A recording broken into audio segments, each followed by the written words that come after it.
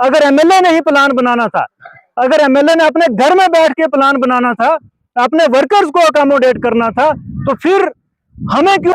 तो मैं समझता हूं कि इसमें जो चौधरी जुल्फकार अली साहब के घर के पास जो टाइल वर्क रखा गया है, इसमें उनको बदनाम करने की कोशिश की गई है, क्योंकि वही बनाया। अगर एमएलए साहब ने वो प्लान नहीं बनाया तो फिर बीडीओ साहब झूठ बोल रहे हैं, फिर एसीडी साहब झूठ बोल रहे हैं।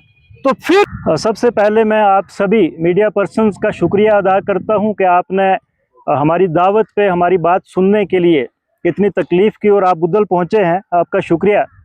आज हमारा जो प्रेस कॉन्फ्रेंस करने का मकसद है वो ये है कि गुज़श्ता माह जम्मू कश्मीर के साथ साथ हमारी इस कॉन्स्टिट्यूंसी में और बिलखुसूस डिस्ट्रिक्ट राजौरी का जो ये ब्लॉक है, सीडी ब्लॉक बुद्दल न्यू, इसमें भी तमाम ग्राम पंचायतों में ग्राम सभा मुनक्कद करके लोगों ने अपनी अपनी पंचायत में अपने अपने मोहल्लों के लिए जो ज़रूरी काम थे वो ग्राम सभा में रखे, अप्रूव किए और फाइनल एडमिनिस्ट्रेटिव अप्रूवल के लिए बीडीओज़ के पास जो है वो प्लान सबमिट किए। लेकिन बदकिस्मती से जो जम्मू कश्मीर पंचायती राज एक्ट ने ग्राम सभा को एम्पावर किया है कि आप लोग अपनी पंचायत में ज़रूरत के मुताबिक जो प्लान मुरतब करेंगे, जो आप फाइनल अप्रूव करेंगे, वही प्लान जो है एडमिनिस्ट्रेटिव अप्रूवल के लिए जाएगा। लेकिन आज हमारे जो मुरतब किए गए प्लान तमाम पंचायतों के, मैं एक पंचायत की बात नहीं करता, पूरी कॉन्स्टिट्यूंसी में हमने जो प्लान देखा है, जो फाइनल प्लानिंग डिपार्टमेंट को एसीडी साहब ने सबमिट किया है, वो पूरे का पूरा प्लान जो ग्राम पंचायतों में ग्राम सभा ने अप्रूव किया था, वो पूरे का पूरा प्लान जो है वो चेंज किया गया है। उसके लिए आज हम यहाँ पे प्रेस कॉन्फ्रेंस कर रहे हैं। और बदकिस्मती की बात यह है कि ये इशू जब हमने एसीडी साहब के नोटिस में लाया, मैं सबूत के तौर पर आपको बताना चाहूंगा, ये प्रिंट आउट है, ये प्रेस कॉन्फ्रेंस के बाद मैं आप सभी मीडिया पर्सन्स को दूंगा। एसीडी साहब को जब मैंने लिखा कि जो ग्राम सभा में प्लान मुरतब किए गए, जो ग्राम सभा ने प्लान जो है वो बीडीओज़ के पास सबमिट किए एडमिनिस्ट्रेटिव अप्रूवल के लिए, टेक्निकल अप्रूवल के लिए, आपने उस प्लान को क्यों चेंज किया? और बदकिस्मती देखिए हमारी कि जम्मू कश्मीर में पंचायती राज एक्ट जो है ग्राम सभा को एम्पावर करता है प्लान बनाने के लिए। और एसीडी साहब का जवाब जो है मायूस कुन था। उन्होंने कहा कि plan has been prepared by BDOs concern.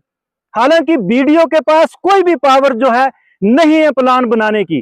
तो एसीडी साहब का जवाब मिला कि प्लान जो है ये बीडीओज़ ने बनाए हैं। उसके बाद मैंने कहा कि हम बीडीओ साहब से बात करेंगे, ये भी मैं सबूत आपको दूंगा। मैंने बीडीओ साहब से बात की, व्हाट्सएप पे मैंने उनको कहा कि हमारे जो ग्राम सभा में प्लान बनाए गए थे वो क्यों चेंज हुए हैं, आपने क्यों चेंज किए? तो फिर आगे जवाब सुनिए कि एसीडी साहब ने कहा कि बीडीओज़ ने प्लान मुरतब किया है, और बीडीओ साहब ने जवाब दिया कि जनाब मैंने कोई प्लान नहीं चेंज किया, एमएलए साहब से वेट करवाना था, उन्होंने किया है। फिर मैंने कहा कि एमएलए साहब को भी जवाब देना पड़ेगा।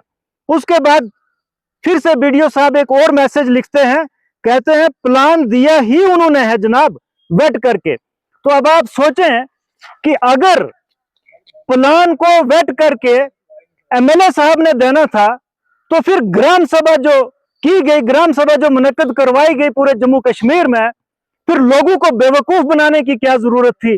फिर इतना बड़ा ड्रामा करने की क्या जरूरत थी?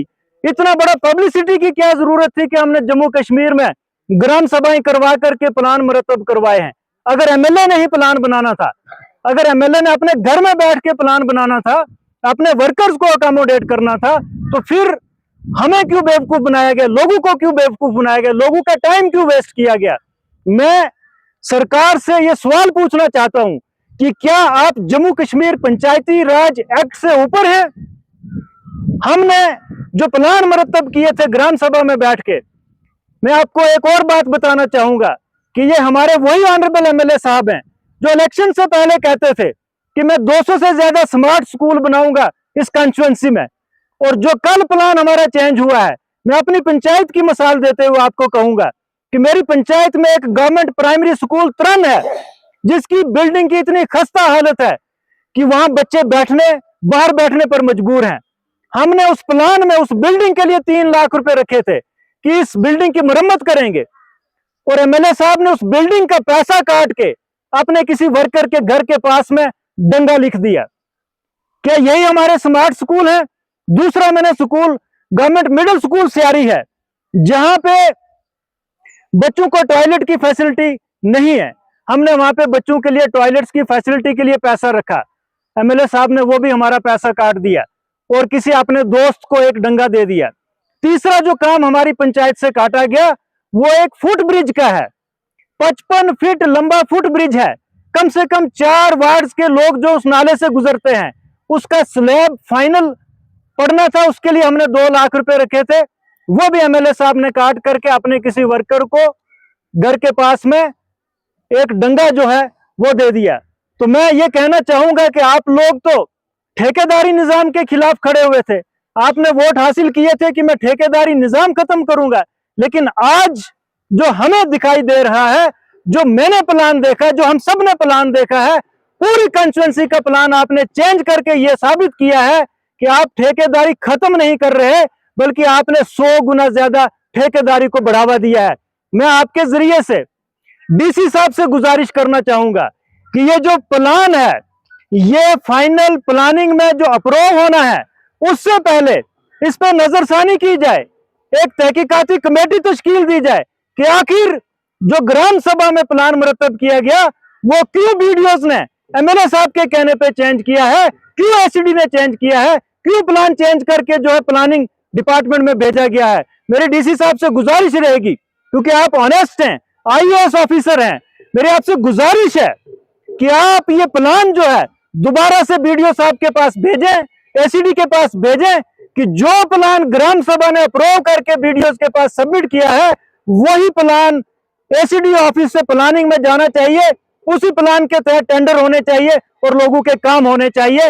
इसीलिए आज हमने यहाँ पे प्रेस कॉन्फ्रेंस ऑर्गेनाइज की है, और अगर नहीं होता है तो हम आपके जरिए से एडमिनिस्ट्रेशन को कह देना चाहते हैं कि पूरी कंस्टिट्यूएंसी में, न सिर्फ ब्लॉक बुदल-न्यू में, बल्कि ब्लॉक कोटरंका में और ब्लॉक ख्वास में, हम तमाम लोग, साबका पीआरआईज और आम लोग भी, हम सड़कों पे उतरेंगे, हम इस जुल्म के खिलाफ लड़ेंगे, और तब तक लड़ेंगे जब तक हमें इंसाफ नहीं मिलता। इसी प्लान के बीच में एक एक्स मिनिस्टर चौधरी जुल्फकार साहब का काम भी रखा गया है 1.5 लाख का। क्या ये लोगों के साथ मजाक है फिर, या फिर किसी एक्स मिनिस्टर को तनकीद का इंस्ट्रूमेंट बनाया जा रहा है? मैं इस बात पे भी बोलना चाहूंगा कि उन्हें मालूम था, एमएलए साहब को मालूम था कि आवाज उठेगी, और जहां से आवाज उठेगी उस आवाज को दबाने के लिए भी कुछ ना कुछ काम किया जाए। और एमएलए साहब का जो मैंने स्टेटमेंट सुना है, उन्होंने कहा है कि मुझे तो इस काम की खबर भी नहीं, ना तो मैंने किसी को कहा, और मुझे लगता भी है कि एक साबका कैबिनेट मिनिस्टर को क्या जरूरत पड़ेगी कि वो 1.5 लाख रुपए का टाइल वर्क अपने घर में रखेगा।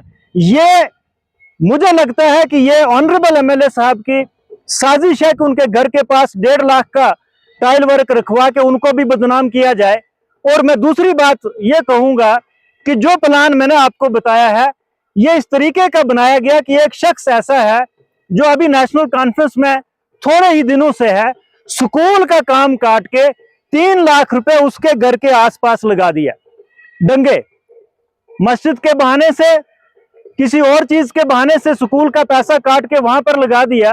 तो मैं समझता हूं कि इसमें जो चौधरी जुल्फकार अली साहब के घर के पास जो टाइल वर्क रखा गया है, इसमें उनको बदनाम करने की कोशिश की गई है, क्योंकि वहां पर प्लान जब बीडीओ साहब कह रहे हैं, क्योंकि कोटरंका में भी यही बीडीओ साहब हैं, बीडीओ साहब जब कह रहे हैं कि प्लान पूरे का पूरा एमएलए साहब ने बनाया है, तो फिर उसमें जुल्फकार चौधरी, फारूक इनकलाबी, गुफ्तार चौधरी, इनका तो सवाल ही पैदा नहीं होता, जबकि प्लान ही एमएलए साहब ने अपने घर में बैठ के बनाया, अपने चंद वर्कर्स को साथ बिठा करके। तो मुझे लगता है कि इस पर एमएलए साहब को भी जवाब देना चाहिए।